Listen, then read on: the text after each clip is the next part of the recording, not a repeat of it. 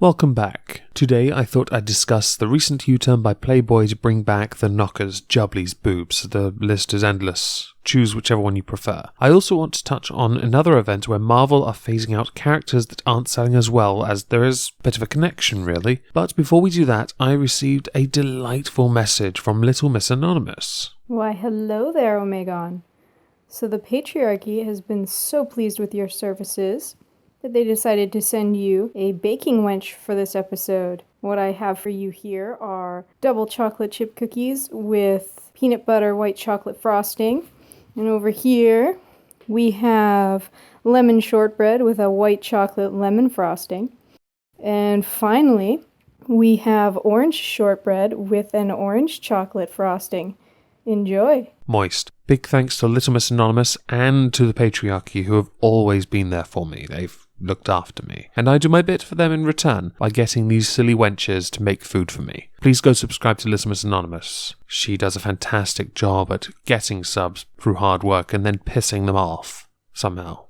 Now let's have a look at the article. Playboy is bringing nudity back following failed no-nude experiment. Now, the no-nude experiment wasn't a complete fail, in that there were single copy sales that did go up to around 47,000 copies a month. Which isn't bad, really, but for a company that was trying to sell itself for $500 million, I'm guessing that's not what they were after. Also, you have to add to that paid subscriptions dropped 23.2% since the introduction to 582,765 in the same 6-month period, which revealed Playboy's larger challenge of replacing the older subscribers with a new generation of male readers was a bit of a failure, really. It's all well and good trying to appear more upmarket or rebrand yourself, but considering 63 years of nudity, I think your best bet would have been to create a whole new magazine entirely, i.e. build a new subsidiary brand within the Playboy empire. Playboy is known for two things, its articles and its nude women, and it turns out nobody really cares about the former unless it's written by Hunter S. Thompson. Evidently, the management at Playboy took the joke about reading Playboy for the articles too seriously and did away with all the magazine's nude content in October 2015. And I remember this quite clearly because at the time I was a bit of a fan of Jacqueline Glenn, and sometime around then or after, she mentioned she was going to feature in Playboy, and I thought, oh look, I get to see a skeleton, naked, fantastic. But it turns out you get more nudity from Jacqueline Glenn off her Instagram account than you would through her Playboy shoot. I'm not saying she's nude on her Instagram account, she just shows more skin.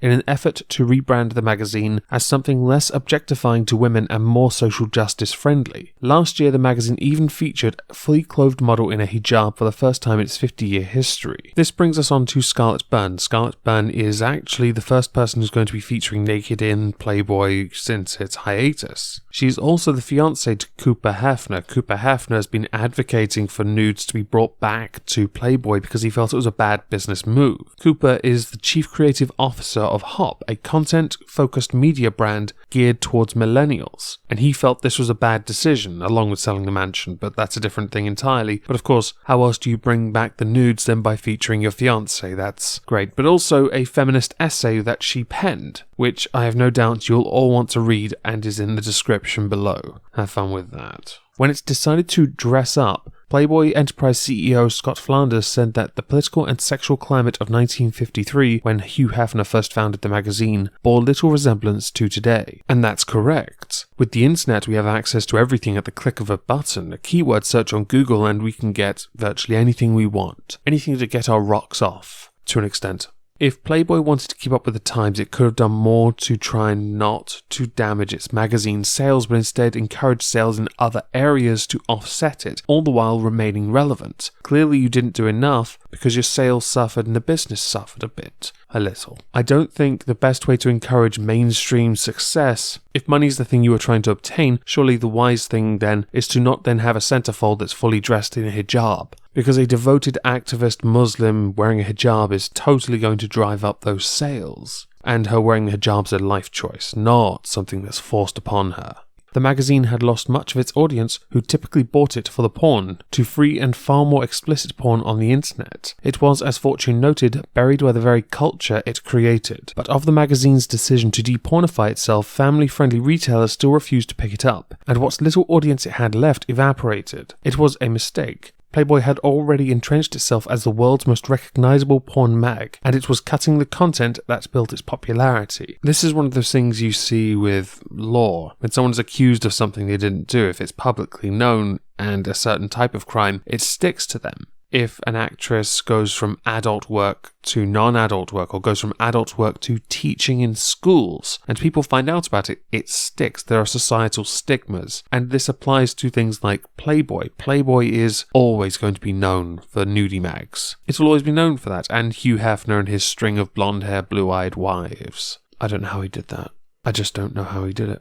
The only option that realistically existed if Playboy wanted to move in a different direction would have been to try and create a new magazine entirely. Now, yes, they wanted to try and retain the original audience, but let's face it, that was never going to happen. Their best bet would be that. The nudes will be making their return in the March to April 2017 issue with topless playmate Elizabeth Elam as the month's centerfold. It carries the headline, "Naked is Normal." So there are two things I want to touch on, that last part of the article and of course my mentioning earlier of Marvel, that I think I will mention in a moment. There are some people who are going to say it's a feminist getting naked, it's still objectification though, it's a no-win situation. But then you have body positivity and you shouldn't be ashamed of what or who you are, or be made to feel that way. Then again, is nudity empowering? I don't know. That's a different subject entirely, really. Quite frankly, Playboy should never have ditched the nudity to begin with. It should have instead looked to other areas to build or try and stem the losses